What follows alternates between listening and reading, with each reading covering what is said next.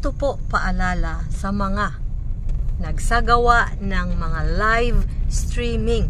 Kasi ito naman kasi ang requirements para makakuha tayo ng eligibility sa Enstream ads. 5K followers at makamit natin ang 60,000 minutes viewed. Pero para mas madali tayong makakuha ng 60K minutes viewed ay live streaming ang unang paraan. Pero ito techniques ko sa inyo mga idol kung magsagawa tayo ng live streaming para mas dumami ang viewers. Minsan sa pag-live natin ay makikita lang natin 10 mata ang nanonood. Pero kung ma-post na ito sa ating wall ay bigla na lang makikita natin 300 views. Bakit? Ito ang ating dapat gawin. Magpaakyat tayo ng ating kapwa content creator.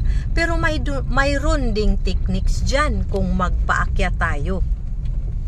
Ano man ang technique? Dapat marami ang makaakyat sa inyong live videos, live streaming.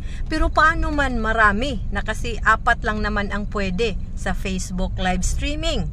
Ang gagawin natin na technique mga idol ay salit-salitan.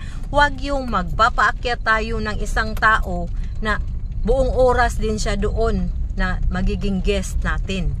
Kahit lang maximum of 5 minutes per content creator na umakyat sa ating live streaming ay enough na yun. Ano ang gagawin niya? Bumabati, magpakilala kung sino siya at saka bumabati siya sa kung ano man ang dapat niyang sabihin. Dapat batian lang.